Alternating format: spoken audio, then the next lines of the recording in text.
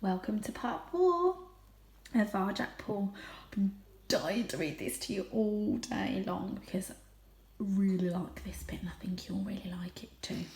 So when we left off, Varjak and the Elder Paw were outside and the door had swung open and there was the gentleman with the 2 sleek black cats. So let's find out what's going to happen next. Right, oh gosh, chapter 5. The temperature seemed to drop. Ugh, Varjak shivered.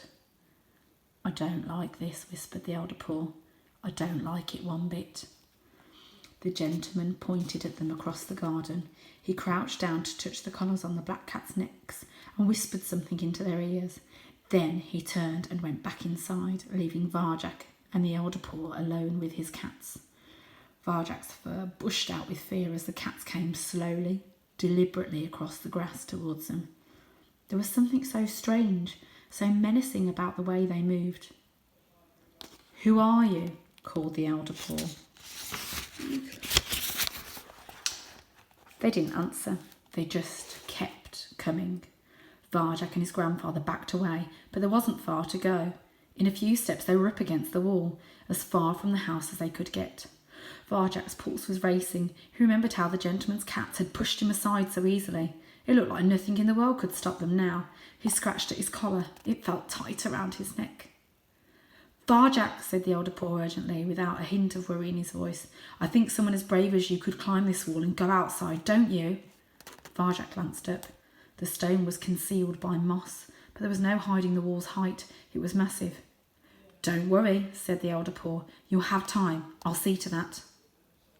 "I'll have time?" Varjak's head swam. What was the Elder Paw saying?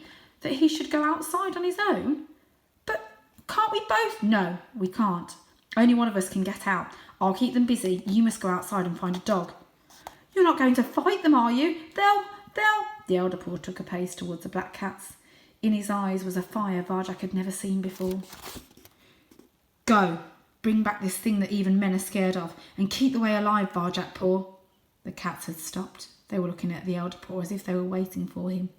The Elder Paw growled at them. Varjak's head hurt. He was being torn apart by 1,000 different feelings. The Elder Paw strode forward to meet the gentleman's cats, tail held high, green eyes blazing. "Go, Varjak, before it's too late! Don't look back. This is the only way!" He looked fierce and magnificent. The tired old cat of the council was gone.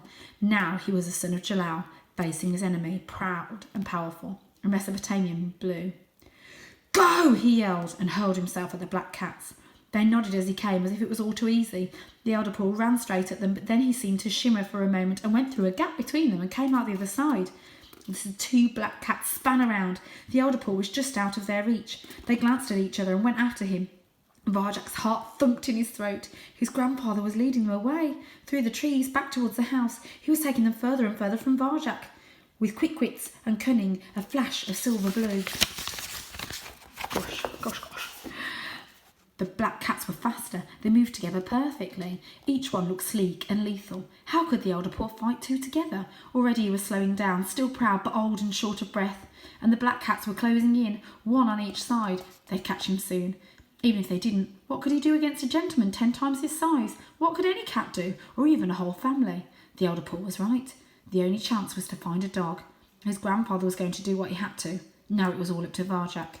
His mind on fire, Varjak tore his eyes from the garden and turned to the wall. It separated the world he knew from the world outside. No paw had ever been over that wall since Jalal himself came from Mesopotamia. But it was the only way out. He took a deep breath, coiled his body tight, 1 last glance over his shoulder.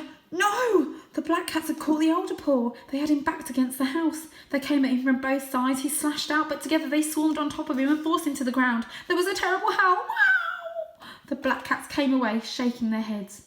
And the Elder Paw looked limp, like a broken toy. There was a roaring in Varjak's ears. His stomach churned. Everything inside him screamed at him to stay, to fight, to help the only cat who ever understood him. But the Elder Paw's words echoed in his mind. "Go, before it's too late." He turned to the wall.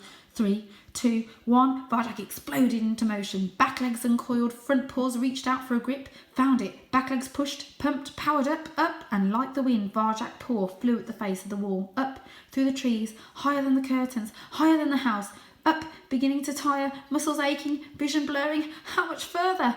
Up, grip after grip, paw after paw, slipping. Latched onto the ledge, heaved, and made it to the top of the wall.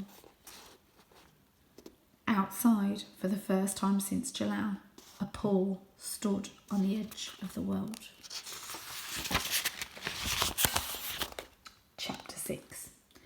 Varjak could see for miles and miles. There were no walls or trees to block his view anymore. Just open space rippling out ahead of him. Beneath him, above him, he was standing in space, and it was a long way to fall.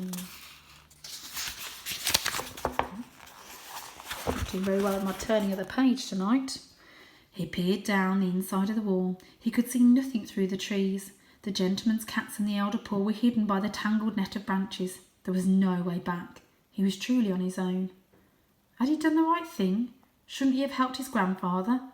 He couldn't get that picture out of his mind. The Elder Paw limped like a broken toy. Tremors were coming up from somewhere deep within him, racking him open. Varjak blocked them, stopped them, pushed them back down. The Elder Paw knew what he was doing. He planned it. He was willing to lay down his life so Varjak could have the chance to go outside and find a dog. All he could do now was go on. But where? Ahead of him was a sea of lights stretching far away into the darkness. Varjak couldn't tell what they were or where they led. He looked up. Another sea of lights, the moon and stars, cold and distant. They made him giddy in the pit of his stomach, so dizzy that he could almost feel the wall slip out from under him. He closed his eyes and counted to 10. 1, 2, 3, 4, 5, 6, 7, 8, 9, 10. It didn't work. The view was too big, he was too small.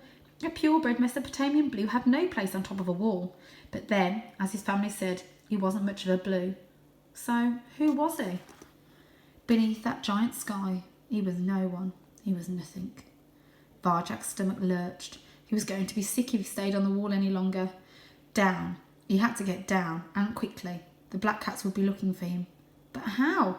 He couldn't climb down the wall. It was sheer. He'd overbalance and crash if he tried. There was a tree outside the wall, just one. He could climb down a tree, if he could only make it that far. He stretched out a paw. His pad zipped on the wet moss that cloaked the stone. He clung on with his claws and regained his balance.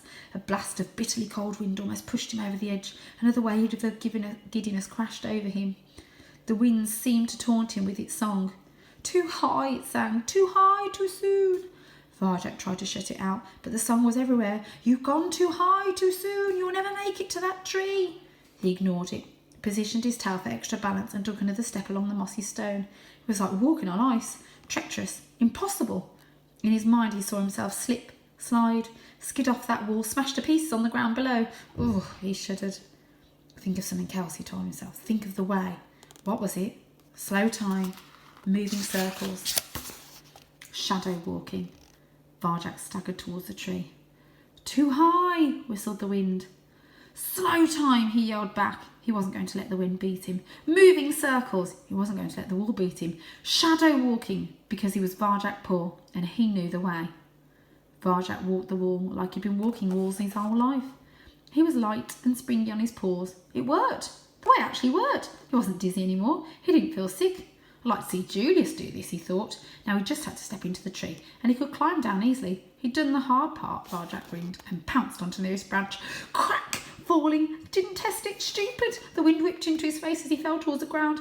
He closed his eyes and everything went